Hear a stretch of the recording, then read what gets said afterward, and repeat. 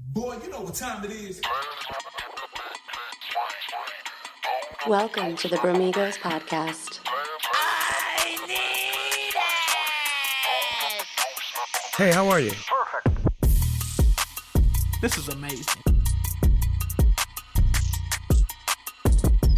Ladies and gentlemen, welcome to another episode of the Bromigos Podcast. We're all delighted to have you here today. I'm here joined by two other white brethren. Proceed. Oh, y'all want to be silent now, huh? That's well, listen, it is Black History Month, so we got to let the brother speak first. oh yeah, and happy Black History Month to all the brothers and sisters out there. I just want to shout them out. Yeah, shout out Emmett Till, shout out Rosa Parks, shout out Harriet Tubman. Shout out to my mixed breeds. Shout out Derek Jeter. Shout out Blake Griffin. Shout out Barack Obama. And shout out Michelle Obama. Oh God! What is your obsession with Michelle Obama? Michelle Obama fine as fuck. I don't care what y'all feel. She fine as hell. Okay, it's a beautiful black woman right there. I wish she had a better appetite. Oh Jesus! Yeah, whoa, Hunter! What? That's crazy. There will be no slander here today. There will be no slander from the white man during Black History Month. I'm not the only one. Don't get me on that. Yeah, she did ruin school lunch. She definitely ruined school lunch. Yeah, Michelle Obama can catch hands for that. Let's be honest. Hey, by the way, it's the Undercover Brotha Matt in the house. Good to see everybody. It's Hoochie. I want my good food back. Give us back, Michelle. Anyway, Dante, you wanted to start with something today? Yeah. So this is a little bittersweet, but as some people know, I am a basketball coach. I'm what some people might call a role model in the community.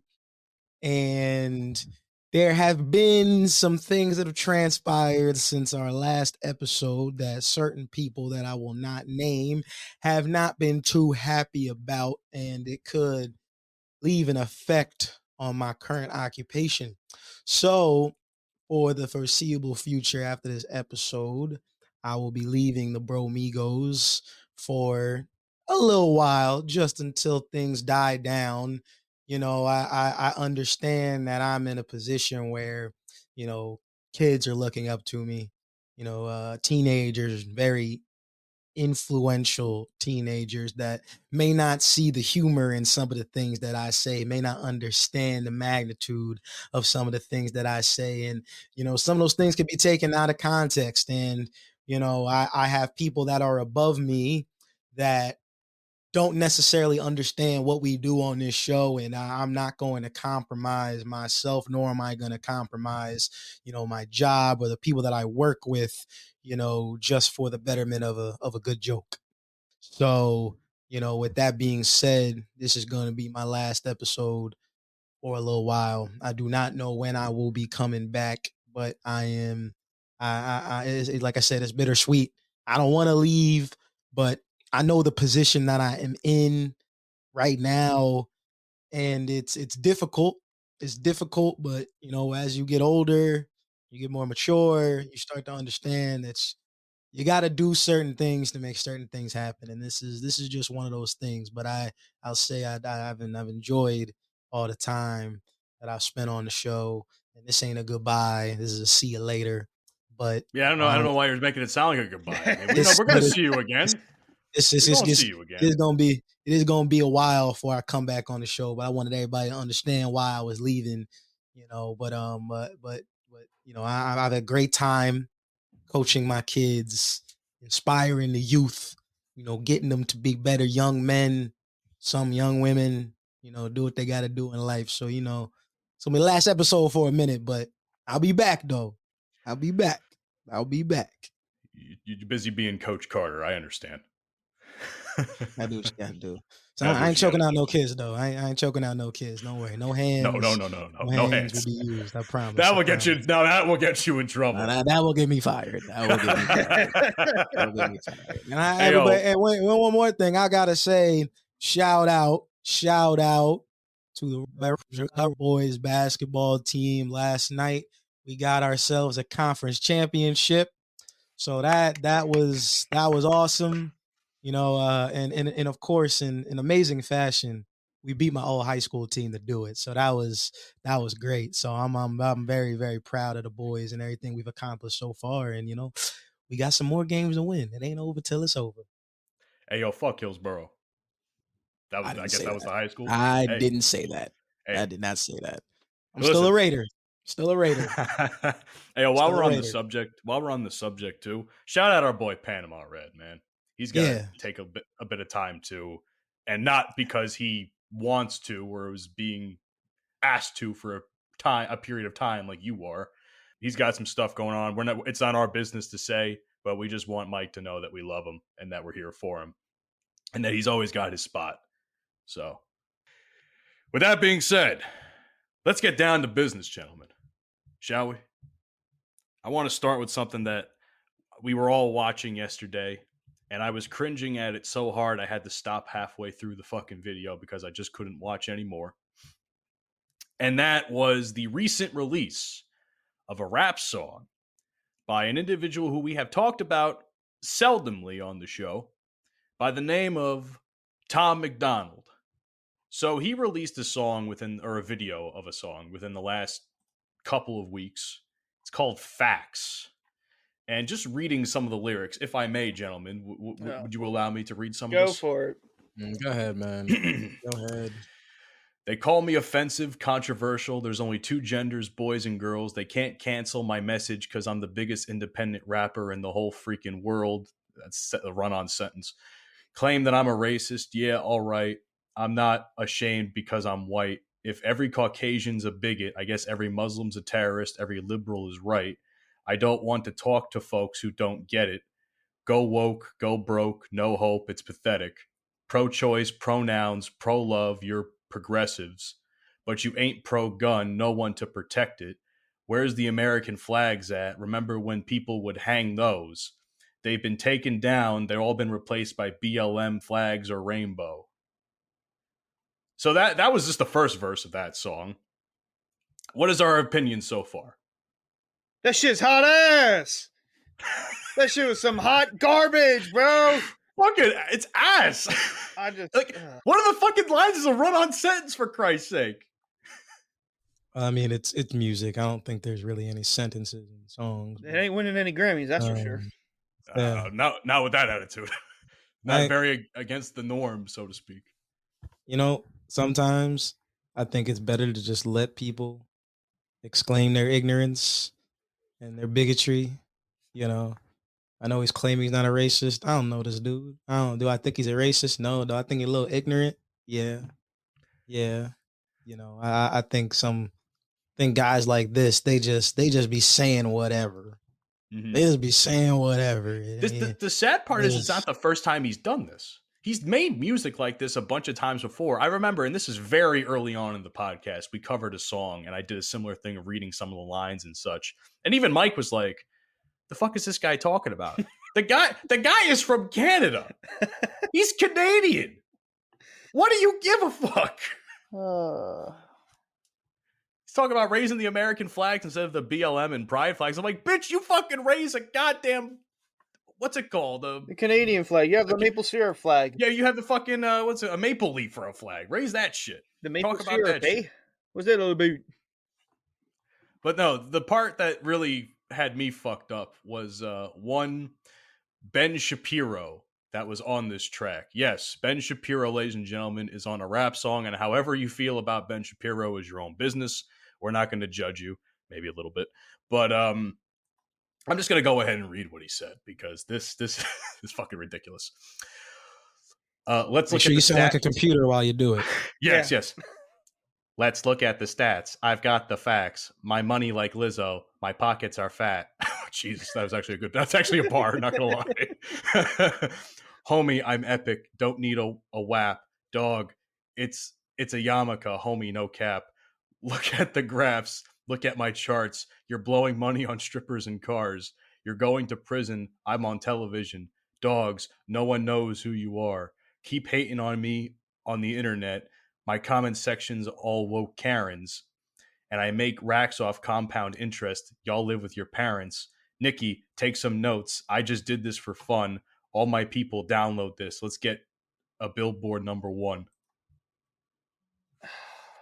I was just rambling off into the sunset, man. I'm like, what? I don't know. In the name of Black History Month, this is cultural appropriation. Yes, this is cultural appropriation. That's what this is. This is cultural appropriation. This is cultural appropriation. Oh my god! The only bar where it's like, it's when he's like, my pockets are like Lizzo, fat. Okay, that was fucking hilarious. I got a chuckle out of that one. They need to stick to bluegrass and folk music, because that was some bullshit. You know something? Bullshit. I saw something from Nicki Minaj though that she tweeted about this, and apparently Nicki. Hold on. Apparently she was in what's it called?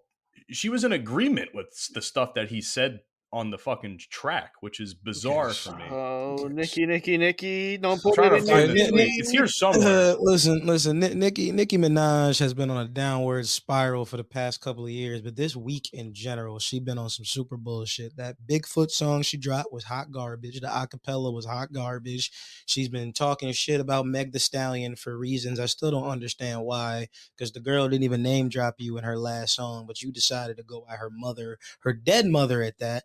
Go at her fans, go at her about getting shot in the foot, which, you know, I still have my mixed feelings about that situation. But Nicki, you're 40 plus. She is? In rap. Yes. Fuck me, dude. Yes. She's that old? She's old. Nicki is old. Getting in rap beef with an artist. No offense to Meg Thee Stallion. I'm not a fan of hers, but Meg's not even on your level. She's not even on your level. Okay, Nicki, we look at you as the greatest female rapper of all time. A lot of people do. You know, she's just broken so many records that Meg Thee Stallion will never even touch. But this is beneath you. And then you got your fan base talking about they're gonna, you know, go to Meg's mother's grave site and do whatever. Then the cemetery had to increase security. That's ridiculous. Beyond ridiculous. Nicki needs to grow the fuck up. Her fan base needs to grow the fuck up.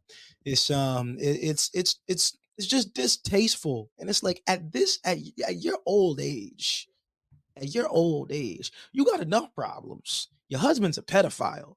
He's barely allowed around your own Wait. I didn't hear about this. What? Yeah. How did you not know? Say that again. Yes. And her brother too. Yes, Nicki's childhood friend, who she happened to marry a couple years ago, is a well-known registered pedophile. And that's the biggest of your worries right now, ma'am. But you over here getting in. Does she have a kid too? Senseless rap beef. Yeah, they have a kid. She has a kid. They have a kid. I don't even know. I don't even know if her husband was allowed in the delivery room. You know, I don't know if he's allowed to be around kids. Can you take your kid to daycare? Or are you even allowed to go to school play? That kid's not even going to school. No. Can't just send your kids to the drop off. Let me just read this tweet, by the way. This came out in February 1st, which was yesterday as the time of this recording. Wait till they wake up, quote unquote, and listen to what Ben Shapiro is saying in facts. The outrage, quote unquote, on this one will be a tad bit delayed. So I'm not sure if she's in agreement with what's being said or just some of the lines that he put in his verse or what. But the fact that she even made a comment about it, I don't know. Could be taken a couple of different ways, if you ask me. Who cares? Nicki ain't been popping since 2015. I'm going to be honest with y'all. Pink Print was the last good album she dropped. I don't care how y'all feel about it, my opinion. Okay, Pink Print was the end all, the be all. It's one of my favorite albums all the time. To be honest with you. She ain't been like that since then. After that, Cardi B took over. Meg is taking over. Now you got all the other female rappers doing their own thing. And I'm not even a big fan of the female rap game. I'm going to be honest with you. I think think they're a little over sexualized, but you know, some of the girls out there right now doing their thing. You know, Meg is doing her thing, but Nicki needs to understand that she's in a influential place of power. Like she has an influential role in the game. You know, people look up to her. You can't be this old acting like this. It's ridiculous. And then on top of that, going on Instagram Live and doing all these tweets. It's like, how old are you? You have a kid. You have children. Grow up. Grow up. Lose the fake butt and grow up. Come on. Hey man, once a petty bitch, always a petty bitch. Let's be honest here. She's still a MILF though, so I mean. But then again, she did let pedophiles go and do that and have a kid. Yeah. So I don't know. Pedophile hit. That's crazy. Yeah. That's just wild. Meanwhile, I can't get a text back. What the hell are we doing? Damn it. Here we go. Hoochie hating on women again. Somebody love this man, will they? Oh, man, pedophile? Yeah, come on in. Spread your legs open. Me? No. I'm calling Hoochie man just wants to take you out to dinner and then pound. Yeah, hello. Yeah, I would like to file a restraining order on this man. Yeah. But you spread your legs open for a pedophile. That makes no sense to me, but. Terrible. What do I Terrible, know? man. I think so. I think to wrap this part of the show of the segment up, I think we could agree that song is ass based on what we've heard. 100%. There was no goddamn way that Ben Shapiro part was not produced by AI or made with AI in some way, shape, and form. And everybody I know on the timeline has been talking mad shit about it that I know in the podcast community that do music podcasts, and it's bad. It's just terrible. It's very. This is a good segue. It's very influential for the wrong reasons, if you catch my drift. Because Hoochie man, this next story is going to be a little bit more hitting close to home for you, because it was literally like 2 miles away from you or something along those lines. Yeah, it's a real head turner. It's a real head scratcher. You're like, real head scratcher. Yeah, it's like the head has been taken off the body of sorts, but head's rolling. That was corny. Head's rolling on the floor. Heads roll. Yeah, whatever. I'm sorry. I'm white. I can't come up with shit off the cuff like you guys can. Whatever. It's not my month anyway. But not my month either. Sorry, y'all got the other 11. Y'all good? Y'all got the other. I got 11. The other 11. Actually, no, we got 10 because June. That's. Oh yeah, we only have 10. Yes, we only have 10. But so there's a story that went around, man, and this is just a sickening thing to read. A man was arrested in Pennsylvania because he beheaded his father and started to do like a whole manifesto of like why he was doing it and uploaded it to YouTube. So the gentleman's name is Justin Mohn, something along those lines. Mohn. He's been charged with first-degree murder and abuse of a corpse, among other charges, police say. His father was 68-year-old Michael F. Mohn. I don't even know where to begin. I truly don't know where to begin. The reason for him, like, he goes on this whole like anti-Biden rant. Reason he killed his dad is because he was a federal agent for 20 some odd years or whatever, and I guess he was retired. He says what was the name of the video? It's something about it. He titled the video something along the lines of like Mohn's militia, like something about America standing up against these, whatever. It's here somewhere. I gotta look for it. But he says his father was a federal agent for 20 years. Refers to him as a traitor, calling for the death of all federal officials and attacking President Joe Biden's administration. The Black Lives Matter movement, the LGBTQ community, the Antifa activists, and so much more. The video was about 14 minutes long, and it got about 5,000 views before YouTube eventually deleted it. Nice. The guy literally has a decapitated head in the fucking video. And meanwhile, I say fuck in a YouTube video for my own channel, and I get fucking booted somehow. But whatever. Well, fuck that.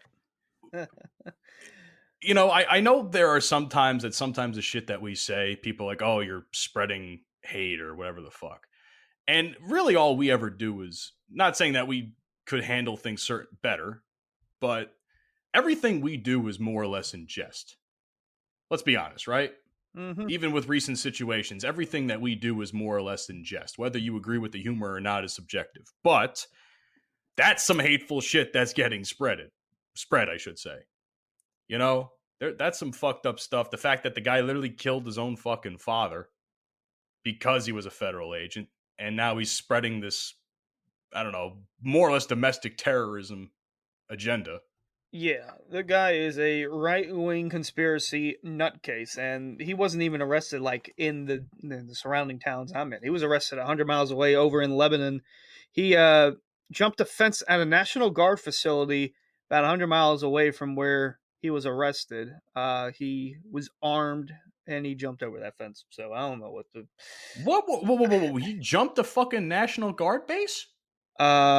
A fence at a National Guard facility over in, I think it was Lebanon. What the fuck was he trying to do? I don't know. He's a lunatic.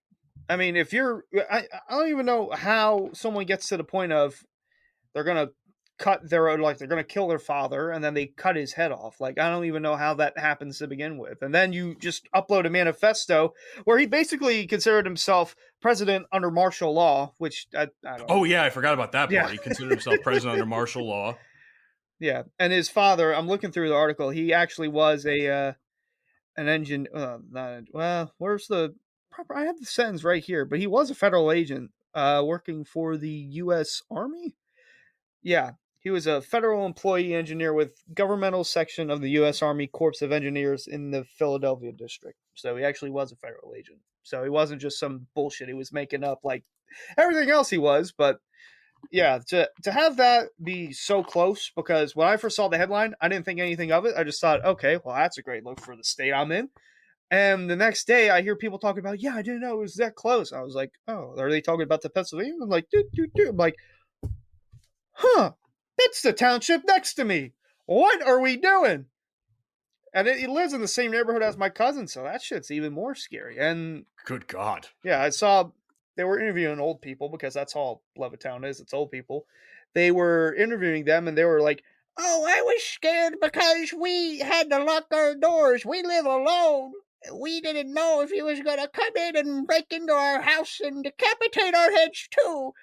But now that he's arrested, we were the next ones. But fortunately, we didn't get caught by the guy. So now we can go to bingo this Friday night.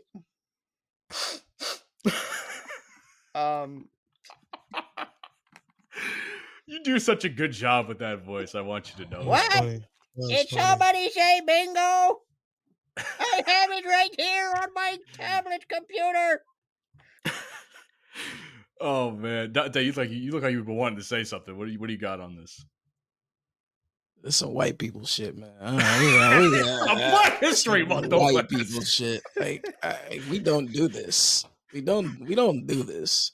I don't know what it is, and I don't know what it is with the makeup of the male white brain. But for some reason, not everybody. I was going to say, I want to generalize. You got two white boys right here that are going to be very offended. I don't want to generalize. But for some reason, white men in this country think and feel like they are completely above the law and that they could do and say whatever they want without any consequences. And when those consequences do occur, then they want to play victim. And it just doesn't make any sense to me. Like, what normal human being would think to infiltrate the National Guard? What normal human being would think to take over the Capitol building in Washington, D.C.? Like, I'm sorry. Niggas don't do this shit. We don't do this. We don't do this. Yeah, we got black on black crime. Yeah, we got gang violence. Everybody got gang violence. There's white on white crime everywhere. But like, this kind of stuff to me is just wild. Like, it's wild. The audacity to think that you are just above everybody else just because you're a white man. Like, literally, just because you're a white man, you think that you are better. You are inherently better than others. And now I'm not just saying black people. I'm saying other white people. I'm saying women, especially Hispanics, Asians. Like, I don't know what it is with this inherited thought process that they think that they are above the law, or that the law is them and that they are the law. That is that's ridiculous to me. That anybody could feel that way, that they are above everybody else just because. So, and the reason I use that segue of the Tom McDonald song is because think about the shit that's talked about in that song and the people that are going to listen to it and the people it's going to enable, right? And then you think about the current status of the whole election thing. Like, if Donald Trump gets the nomination, which probably is going to happen regardless whether anybody wants it or not. Think about, and Mike says this all the time, which is why I'm kind of using this phrase. Think about the people he's going to continue to enable by being the Republican nominee later on this year for the presidents. I'm just saying, this is the type of shit, and I'm no big Republican. I'm no Democrat. I'm pretty much moderate at this point. This is the type of shit that people enable. Truly. That's just my opinion. I don't know about you guys. There's definitely that kind of stuff is going to enable him, and I think especially during Black History Month, hearing what he said in the song about, the BLM flags and everything. And I don't really talk about BLM like that because it feels like such a thing of the past, even though it's still extremely relevant. That was just another instance, I thought, for conservative white people to,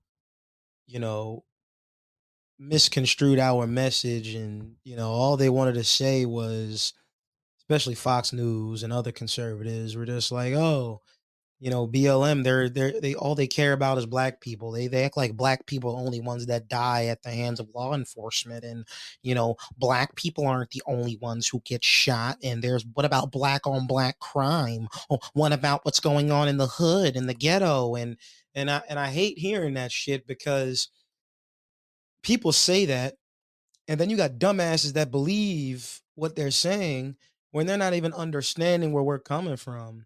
That Black Lives Matter had nothing to do with saying that black lives were more important than white lives. Nobody said that. None of us said that. That was never a goal. And I think some people started taking it that way, though. Of course they did. Because conservative people love creating their own narrative to make themselves feel like they're right. They love doing that. And a lot of people do that, but conservative people love doing that more than anybody. And the moment you prove them wrong with facts or whatever, then they want to hit you with conspiracies, and that's what I don't like. Black Lives Matter was a movement to allow everybody to understand that there are black people losing their lives at the hands of law enforcement. Also, that there are black people losing their lives at the hand of black on black crime, and that needs to stop too. The issue is that instead of people looking at the actual message that the movement was trying to portray, what do? They come up with their own narratives. Well, what about the people who started BLM and they took the money and bought a house and they did all that? That ain't got nothing to do with us. That's their terrible decision. That's their bad decision. But they don't represent what the movement actually was there for. Their own selfishness. They hijacked is what you're saying. Right. They'll pay for it. Eventually they're gonna pay for that. They're gonna pay for that. Whether they die and they go to hell or someone gonna take it out on them, they're gonna pay for that shit. Trust me, they're gonna get theirs. That's not what the movement was about. It wasn't about money. It wasn't about black people being better than white people. It wasn't about black people being more important than any other race. It was the fact that at that time, there were so many black people losing their lives at the hand of law enforcement. And it was to a point where it had to be brought to the national stage and it had to be talked about. It had to be talked about because so many times that when black news is out there in the media, it's always so negative. And out of that negativity, there's never any positivity. There's never any change that's forced through that message. It's always, oh, another black man, another black woman got shot by a cop. Cool, we move on. But how are we going to change that? How are we going to fix that issue?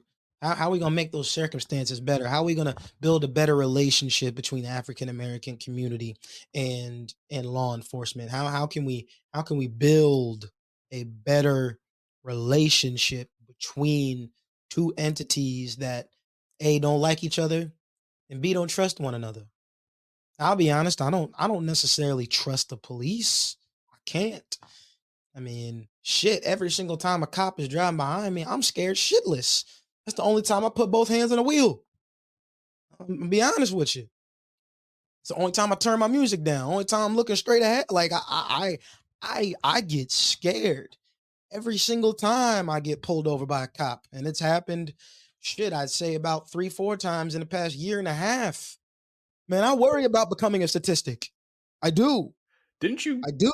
You told the story a long time ago, too, if I remember, about when you got pulled over for speeding because one of them fucking speed traps over there in the borough. And I remember you telling that story like, damn, I was scared. And at the time, I didn't necessarily like register why. Yeah.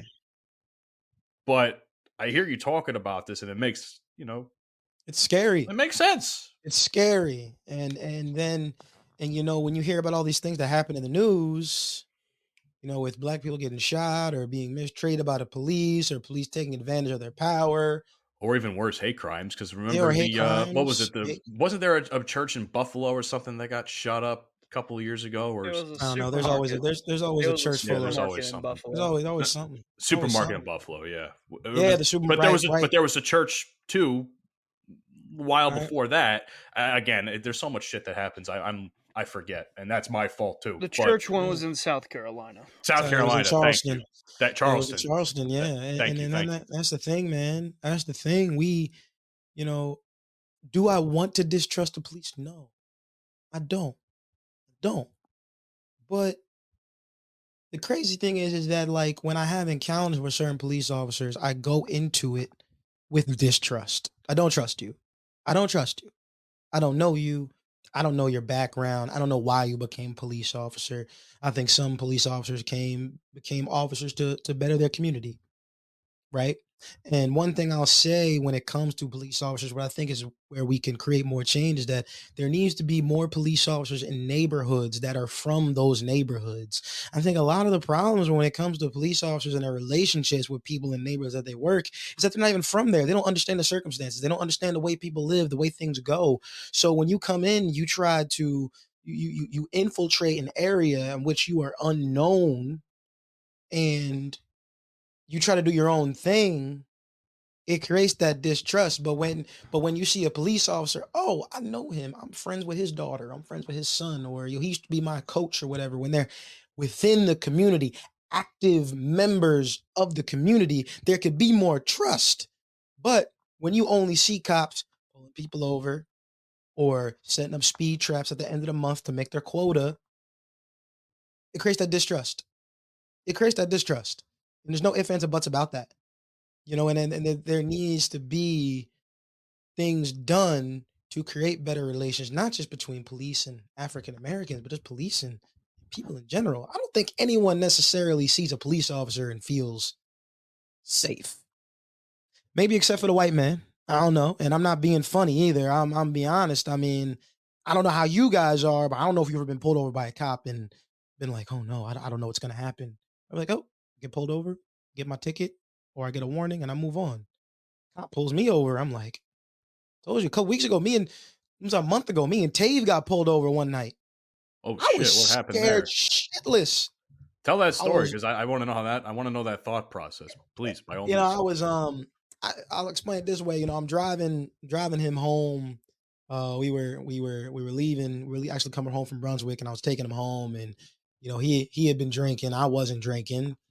And, I was a sober driver, so I'm taking us home, and there's this cop in front of me, and the cop is going mad slow, and I'm going the speed limit, and we're in a one lane, but this dude is literally driving like in the middle of the road, so I could even get like around him or whatever, and he's driving super slow. We're driving at 35. The dude's probably going 30.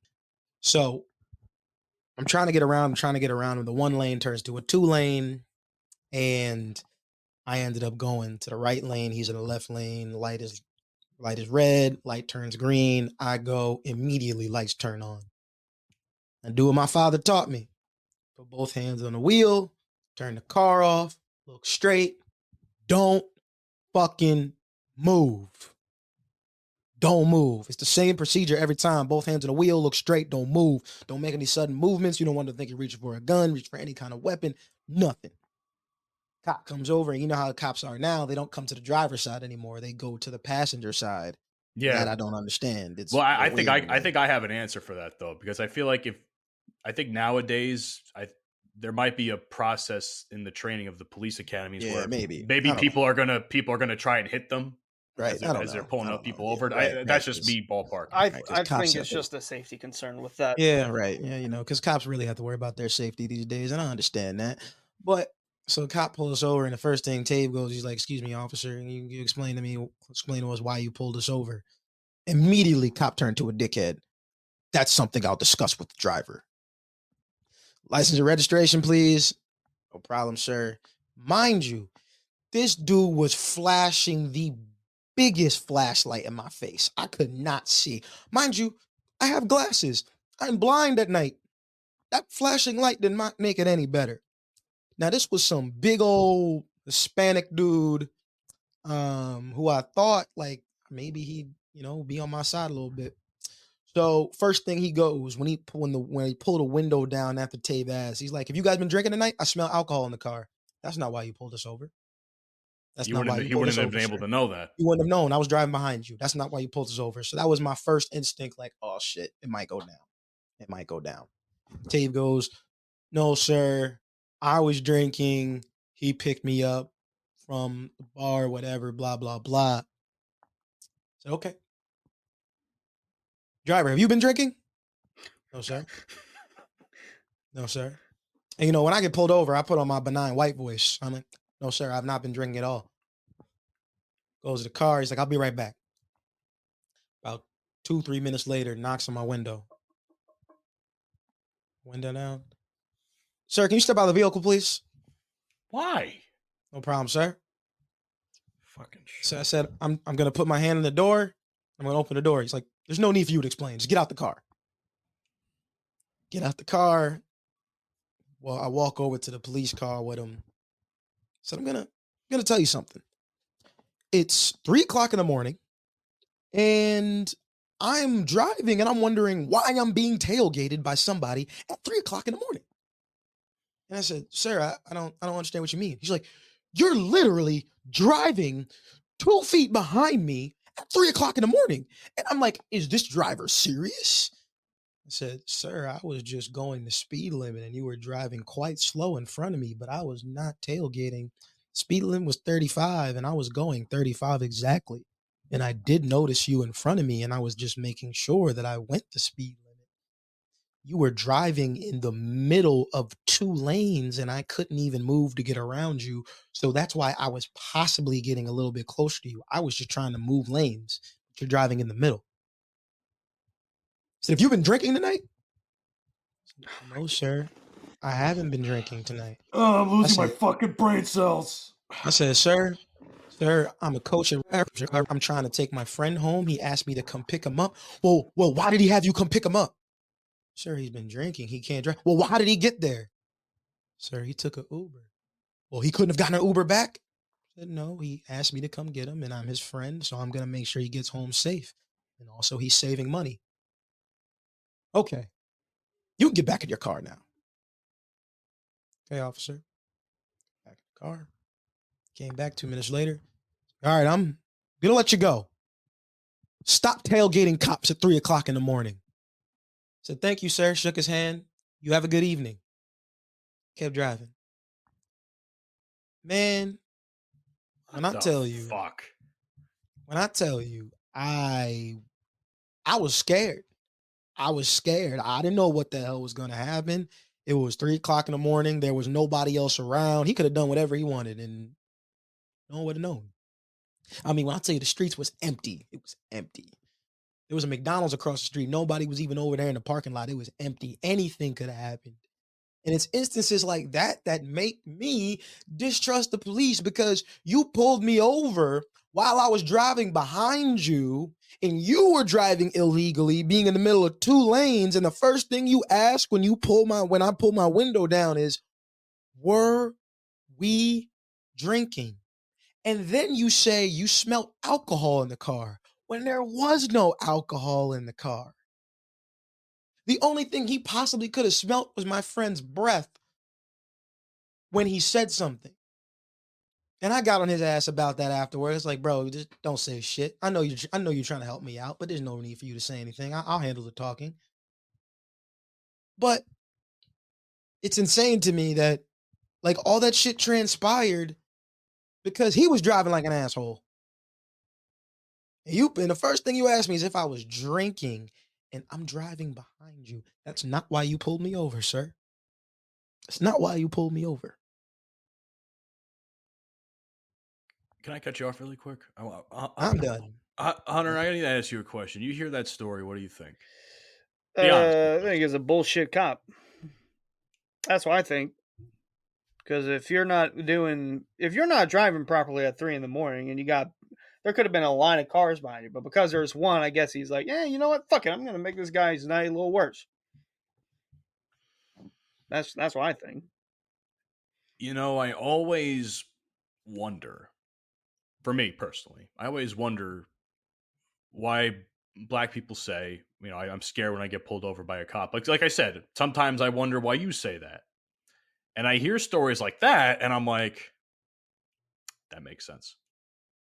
It makes sense. There's no reason for that cop to be a dick in that situation. Really wasn't. And not for nothing, even if you were tailgating, which I can't confirm or deny that. I have no choice but to believe the story at face value. He's the one driving like the asshole. And do you have a dash cam? Yeah, I was gonna say you should get a dash. No, I don't. I actually, after that situation, I did think about it. But, you know, did I get close to the cop? Yeah, but it was because I was literally trying to get over to the other lane, but I couldn't because this man was literally driving on the white dotted line. I couldn't get around him. And it was almost like every single time I tried, and mind you, each time I was trying to get to the next lane, I was using my turn signal too. Because I didn't want any bullshit to be like, oh, you're making a lane, you're switching lanes by using your signal. No, I wasn't doing any of that. I'm trying to get over to the next lane so I can get home. And that's also what I told him. I said, sir, I'm trying to get home tonight. I said, I'm a basketball coach. I need to wake up early in the morning to go take care and coach my kids. I don't want any trouble. And I'm like, it's 3:00 in the morning and this is what you're doing? And I'm like, I'm in North Brunswick. And I'll tell you right now, North Brunswick cops are some of the worst known to man. They love pulling people over for bullshit. And I was just in New Brunswick, where way worse shit happens. And I promise you, that would not have happened in New Brunswick. I've been speeding through New Brunswick. I've walked the streets drunk as hell through New Brunswick. I'm telling you, I almost hit somebody in New Brunswick. Remember one time we were at the bar? Yup, I'm telling you, Matt almost killed somebody in New Brunswick. I almost accidentally did it, but I didn't see the fucking guy crossing the street. They have so many more issues, more pressing issues to worry about. There's somebody driving on the road at 3:00 in the morning. So many more pressing issues. So when I go to the next town over and I deal with this bullshit, I'm like, what the hell? And then people wonder why we don't trust the police. And the thing that pissed me off was that this is a person of color. Like, damn, man, you want to make my life worse? Don't you understand what we going through every day? It's weird. Well, it's like what's it called? Ice Cube said it best: black police showing out for the white cop. Even though this wasn't particularly black, but it wasn't wrong either. I don't know what he was, but he was melanated, and I appreciate his candor. I'm gonna be honest with you. But nonetheless, talking about black people, let's get into basketball. Oh yeah. Let's get into basketball. Great segue. That was a That's great segue. Great segue. Great segue. I know. I'm like that. Matt, let's do it. Let's talk about your Knicks. I would like to begin a dialogue. I will give you the floor, and I will say this before you go. The Knicks are playing the best basketball I have ever seen them play, and this is the best New York Knicks team I have ever seen in my entire 23 years of life, and better than the Melo years. I was going to say the best I saw was the Melo years. This is better than the Melo years. This team is legit. But go ahead. The floor is yours, Mr. Knicks fan. I would like to begin a dialogue. Jalen Brunson for the MVP conversation. I mean, the man is averaging probably 30 points a game at this point. He had 40. I think he had 40 last night against the Pacers. He's a great leader for the team, doing all sorts of crazy shit as far as scoring, rebounding. Even other people on the team he's raising up everybody else's game on the team. You know, ever since we got OG's been fucking killing it. Randall's actually been playing good basketball. Could you believe I just said that? Not Jalen Brunson. Why did I blank out on the fucking guy's name? Julius Randle. Thank you. Julius Randle's playing great basketball for once. It's just like the team is in a good place right now. And like last night I was watching this game and we were losing by 15 points at some times. Somehow, some way they rallied the win. And it was great, man. It's beautiful. It's a beautiful time to be a Knicks fan. I think we have to put the conversation because, and no, this is of no disrespect to Hunter or Mike or the Sixers fans. It doesn't look like Embiid's going to get the MVP this year because he's going to miss all the games that he can't miss. Fucking loser. Because he has a torn meniscus. And that's a shame. He's hurt. There's nothing you can do about that. Yeah, what a loser, am I right? Yeah, what a loser. I think shit. There should be a conversation for Jalen Brunson to be in the MVP race. That's all I have to say. Can I chip in now? Can I chip in? Yes. Bring in your anti-Knicks discrimination. No, I don't have any anti-Knicks discrimination. Listen, I'm a fan of the game of basketball. I've always said this. The league does well when New York and Los Angeles are playing well.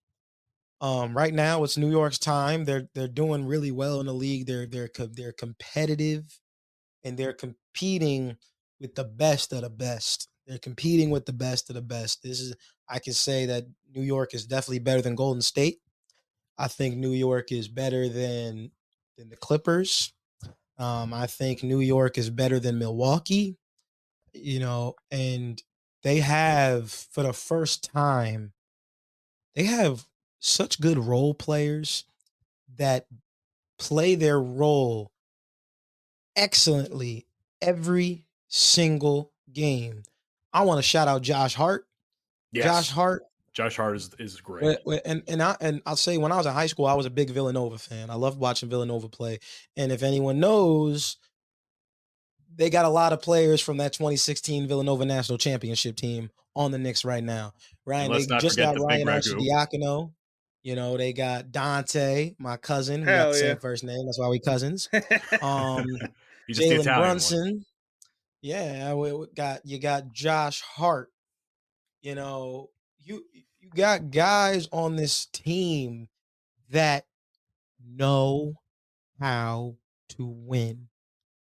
It's very rare that you get guys that you trade for that know how to win. Even though it was in college, you still carry that winning mentality when you come to the league. You know how to win. It's not easy to win a national championship. And Dante, Josh, and not Josh, no. But, you know, yeah, Josh too. Dante, Jalen, and Josh, I don't know if Josh on the last team, whatever. They got 2 national championships. I know Dante and Jalen do. They got 2 national championships. They know what it's like to win. And with Jalen Brunson is an amazing point guard. He knows how to lead. He scores when needed. He makes plays for others. He's a team first guy. He just happens to be so talented that he can go out there and get you 30 to 40 points in a game. And then once you get to that 5 to 7 assist range and get you a couple steals, and he's big and strong enough to get you rebounds, that's the kind of guy you want leading your team. And I know there's been a lot of buzz about, let's get Trae Young to New York now. You guys got your star. No. You got your star. Fuck that. I've never heard of You that. got your star. You got your star. Jalen Brunson is a prototypical point guard, and I love his game. I love the things that he's doing out there in the court. Now you want to talk about the MVP. I'll be honest with you. I told you this before the show. Yeah. Jalen Brunson is not going to win MVP unless the Knicks go get the 1 seed in the East. If the Knicks are able to trump the Boston Celtics and get the 1 seed, and they're able to trump the Philadelphia 76ers and get the 1 seed, I feel like Jalen Brunson will legitimately have an argument in being MVP of the league. But I will be completely honest with you. Right now, the NBA MVP, with Joel Embiid being out for the next couple of games, he will not have a chance to win it due to the 65-game minimum. The MVP right now is going to be Nikola Jokic. I can see that. See, I can live with that. But Jokic once again is playing highly consistent, highly effective, and highly efficient basketball. He's averaging 26, 12, and 9. And in my opinion, I think he's purposely not getting as many triple doubles because people just be shitting on him because that's all they're like, oh, it's a stat pattern or whatever. Well, I think because he wants to get Jamal Murray in more, right? Well, Jamal Murray is balling right now. He has been balling. Jamal's been balling. He's been balling, and he probably would have been an all-star if he wasn't, injured as much as he was this year. But Nikola Jokic, to me, is still the best player in the NBA. By the end of the season, he could easily average a 26, 27-point triple-double as his season average, which is insane. And, no disrespect to Russell Westbrook, but Russ just isn't on this level, isn't on this trajectory of getting a triple-double, but making it effective in terms of winning. You have a championship team that just won a chip last year that's going to be on their way to the playoffs on a mission to win another one. And I really don't see anybody stopping them. They have the right pieces. They have the right leadership. They have the right coaching staff. And in this day and age, it's very difficult for a team to win a championship and come back with essentially the same team. I mean, Denver really only lost Bruce Brown and Jeff Green over the summer. 2 guys who played big parts of their squad, but you could easily have people replace them just by scoring more or doing more. And that's how it is. They've retained, you got Christian Brown, great player, great role player for them. Jamal Murray, star. You got DeAndre Jordan, who gives good minutes off the bench. You got KCP, who I'm still pissed that the Lakers let him go. Still pissed about the Lakers letting him go. But Denver's the team. And right now, for me, the top 3 in MVP voting would be Jokic, Shai. And after that, based on how he's been playing, it should be Jalen. He should be in that top 3 because he's the reason why the Knicks are rolling right now. He's the reason why the Knicks are at the point where they're at right now. Nobody expected the Knicks to be here a year and a half ago when Jalen went to the Knicks in free agency. Well, and nobody expected them to even be remotely good without RJ and IQ. No, which I was on that boat. I'm like, oh, we're fucked. We just lost IQ. That was our best bench player. And I'll say this: Jalen Brunson is the greatest free agent signing in the history of New York sports. Oh, easy. In the history of New York sports. I mean, you look down the line. You might be able to say A-Rod. I mean, yeah, A-Rod won 2 MVPs and got us a World Series with the Yankees, but the effect, like the immediate effect that Jalen Brunson has had for a Knicks team that many people have just they've been content. Well, I won't say they wrote them up, but they've been content. They're like, okay, we know the Knicks aren't gonna be good. They're gonna look good for a couple games. They're gonna have that streak, and then after that, it's done. Right now, the Knicks are rolling, and this is the first time I can say probably since the 1990s that the Knicks have an identity. I agree with Knicks that. have an identity. I agree with that. And now that the Knicks have an identity, they can put players in the team that can fit that identity. And they're going to be rolling for the next couple of years. Remember, Jalen's only 26. I forget. He doesn't look 20. He's as old as I am? Yeah. You're fucking, you're not, please tell me you're lying. No. He looks old as fuck. Holy shit. Yeah, I mean, he graduated in 2018. That's when he got drafted. He and Luka were in the same draft. That was the other name I was going to put out for possible MVP. But Luka, I think, could be in that conversation too. I mean, I thought Luka was in the conversation last year. Luka's another one. I've been saying there are certain guys, and it sucks. It's just how the league is. Certain guys have to make their team number one in order to win MVP. They just have to. You know, Jokic did things that we had never seen before at his position. That's why he won 2 MVPs in a row. Jokic's IQ is without a shadow of a doubt the best I've seen in years. And the thing, it's just a side hustle because he really wants to go be with his horses. Really, yeah. That's it. He's just that good. He's just that good, and they're very. I've seen a lot of high IQ players in the league over the past 10 years. I'd say in terms of high IQ, Jokic is up there. CP3 is up there. Bron is up there. Draymond Green is up there. And out of those 4, past that, I don't know. It's rare to see high IQ players in the league. Players that affect the game without scoring. That's difficult. That's true. You know, speaking of that, I want to move the topic from Jalen to another a big on the Knicks. I want to apologize to Isaiah Hartenstein. Oh, I didn't like him. Oh, you didn't. I didn't like him. He basketball. He kind of annoyed me when he first started playing, like minutes. And ever since Mitch got hurt, he's stepped up, and I have nothing but respect for that man. I cannot say enough good things about him because I watch him play, and I was watching him play against the Pacers last night. That man hustles.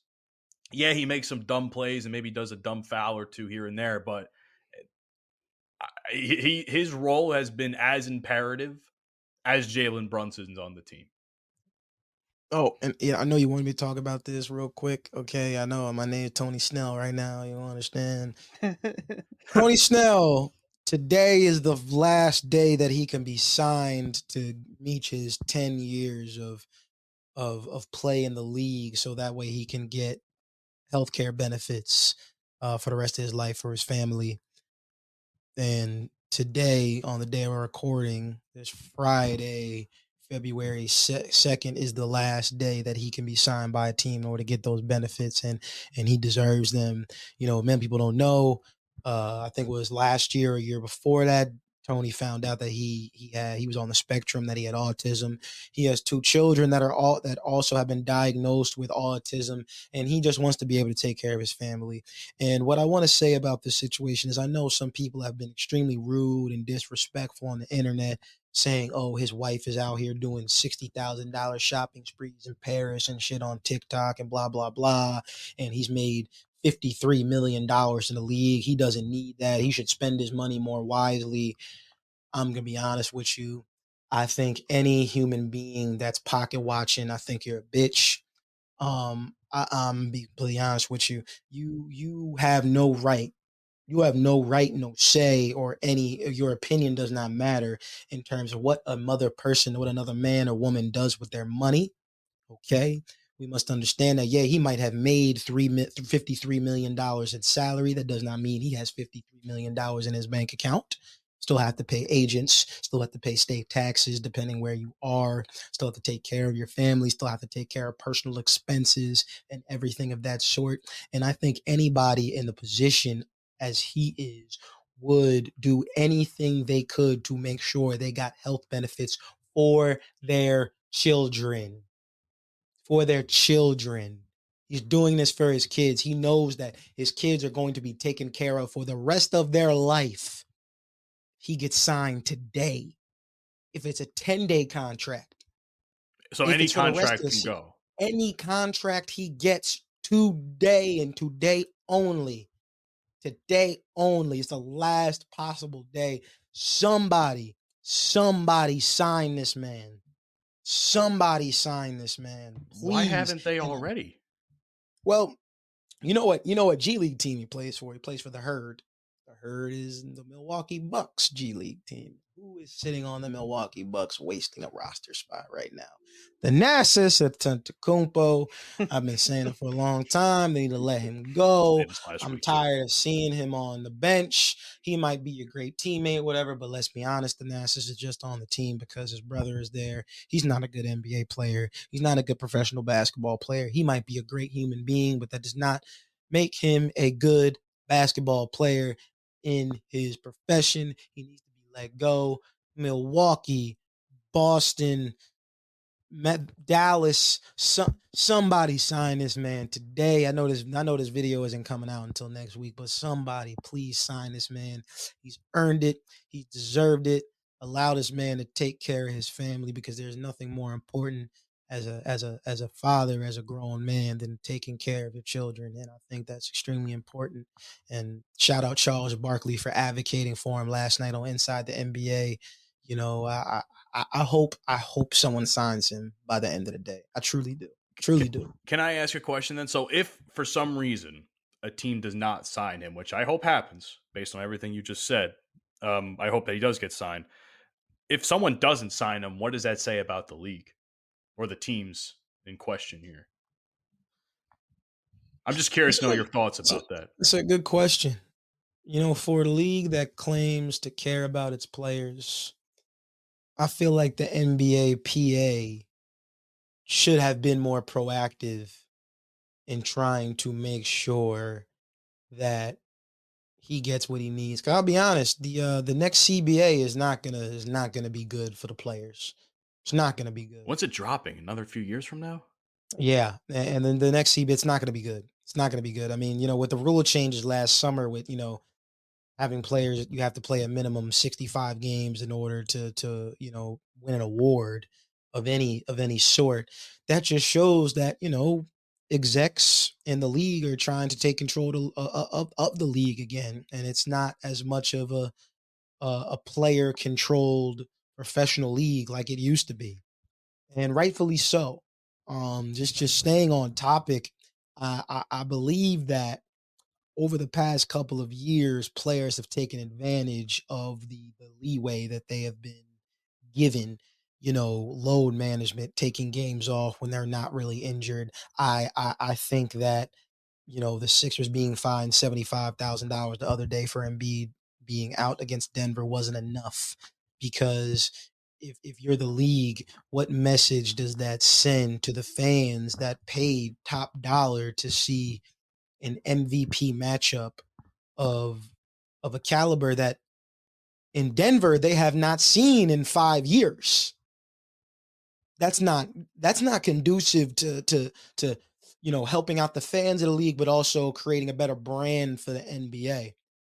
There needs to be a lot of things done in the league that helps benefit players, but I think the NBA PA needs to do a lot more to help benefit their own, help support their own. But with Tony Snell's situation, it's delicate. It's sad. It would be sad for him not to get signed today, for him not to get those benefits. I know everyone's opinion is, oh, he made all this money. Why is he crying about trying to get more money and benefits? He doesn't need it. And my response to people that say that, who is you? Who is you? Who is you to tell another man that they can't get benefits for their children? We live in a cruel world, man. We live in a world of player haters. That's really what it is. It's disgusting. It's disgusting. It's disgusting. And I bet you the same people that say stuff like that would be the same people begging for the same benefits for their own kids if they had any. I guarantee that. Because think about it like this. A lot of people, especially in this economy, and I don't mean to get political about it, in this economy, it's not really conducive for as far as like saving money goes, because everything's so goddamn fucking expensive. Bro's averaging triple zeros. Yeah, get the Nasus off and put Tony Snell on the team for a 10-day contract. That's what I subscribe to. But yeah, like with the inflation last couple of years, like nobody could afford shit, and people and the employment opportunities are few and far between. Some people are putting in thousands. Yes, I said thousands of applications and not hearing back from a single person. I am putting out hundreds of fucking employment applications, and I still don't hear back from anybody. And I know I'm more than qualified for a few of them. Some people don't hear for months on end. So, all people are trying to do is make a better life for themselves and their family. And then here you are just fucking hating. It's sickening, man. It's a cruel world, really. Terrible. It's terrible. It's terrible. I can't get down with it. I can't respect it. But since we're on the topic of money, do you know who Keith Lee is? Keith Lee, the food reviewer or the wrestler? Yes, Keith Lee, the food reviewer. I wanna talk about this story real quick because I was on TikTok the other day, and I'm not really on TikTok a lot of times, but there was this growing story about Keith Lee the other day. He basically went to a food truck. I forgot where this food truck was necessarily. It wasn't Atlanta, was it? No, it wasn't. We know he hates Atlanta. No, but he went to this food truck that was trying to get some business, and I guess some people hit him up, told him go to this food truck, blah blah blah. And at the food truck, there was a woman there who was helping promote during the day and help with the, just with service and everything of the food truck. And then I believe her brother was giving haircuts to the two boys whose mother owns the food truck. So that we give an overall understanding of everybody who was in the situation. So, Keith Lee got the food, gave him the review or whatever. And before he left, he said, I want you to give $1,000 to the barber. I want you to give $1,000 to the girl who helped bring me here, the one who was helping promote and do the heavy work. And then he said, take another $2,000 as tip for the restaurant, for the food truck. And I think he gave another $800 and something, basically another $1,000 to make sure that everybody else who came and ate for the rest of the day ate for free. Comes to turn out that after 3 customers, the owner of the restaurant told the lady who was helping out to start charging people for food. And she, in fact, did not give the money to any of the people that Keith Lee had told her to give the money to. She pocketed the money. She also gave the $1,000 that she was supposed to give to the barber to her sons and told her sons to give out as much money as they choose at their own discretion. Now, the girl who was helping promote told the woman who owned the food truck, hey, you don't have to give me any money. I get my own bread. I'm chilling. I'm good. You can keep that. You can give it to whoever you want. And I guess I just want to hear your opinion on something like this. You got Keith Lee, who has been a staple in the food community over the past 2-3 years, helping out small businesses. And he is so generous to have allowed this restaurant to charge $4,000 on his card, $4,000 in order to give back to people who are doing good for the community. And this woman has the audacity to pocket the money. And mind you, her business has been failing ever since. It has been failing. This happened about a week ago. So I want to hear your opinion on it. Hunter, would you like to start? I would say jail, but if the business is failing after that, then I guess it's working. Karma's working. But yeah, don't do anything stupid because the truth always gets out. Okay. And when it gets out and the world blows up in your face, don't be mad at everybody else. Be mad at yourself for making that decision. When you have someone like Keith Lee, who is, like you said, prominent figure in food reviewing, and from the sounds of everything I've heard about him in the videos I've seen from him, an absolute gem of a person, to go out of his way to spend that much money and hoping, keep in mind, the word is hope, that it goes to the right places. And you then proceed to, and I can only go off what you told me in the story because I haven't heard the story. I'll send it to you after the show. Yeah, so if you can, that'd be great. I say hope, and then you break that promise more or less, knowing that you are now going to be a more public figure because of the reach that Keith Lee and his audience has. And we know after the Atlanta situation that those people will defend that man. Let's not deny anything here. That was not a smart decision on the business owner's part, in my opinion. I think that's disrespectful to the community, even that she was trying to cultivate from her restaurant and the people and the patrons that were around her restaurant and the people that went out of their way to make this, marketing event, it seemed, a successful operation. It's funny as hell because there's a video of her after a couple, I think it's 2 days after the incident or whatever. She's like, "Hey guys, I had to shut down the truck early because I was there for 4 hours and nobody showed up. And I just wanted to ask y'all, do y'all think I should have stayed or was I right to close down the shop?" This is when I love when black people come together. The comment section. Pay them people their money. Girl, you better pay that girl her $1,000. Girl, you better give that boy his money. And I love that. Because that's when the community really comes together and we fighting for the right thing. You know what I'm saying? It's not just cookouts, right, Hunter? Hell yeah. Ain't just cookouts. I haven't seen black people come together like this since the Popeyes chicken sandwich came out. Like this is insane. I was there for the chicken too. I love the sandwich. It's crazy, man. So it's an evil world we live in. Oh yeah, evil world we live in. And I think that's a great way to wrap up today's episode of the Bromigos podcast, everybody. Dante, we wish you the best of luck for the next couple of weeks. And we will see you back soon. Yes, sir. Yes, sir. I hope by the time I come back, I got a county championship under my belt. I'm hoping I got a state championship under my belt. I will say, like these past couple of months, being a coach at a top school has opened my eyes up to a bunch of different possibilities that I didn't even think I was going to have a couple years ago. Coaching has opened up doors for me and allowed me to create connections and build relationships with people that I never thought I would be able to.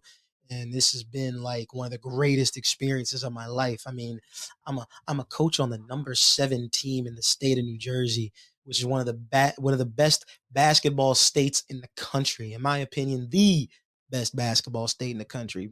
Okay, so I'm having a great time, but I cannot wait to come back, talk more shit, But what a ride it's been so far. But I will be back. It's not over.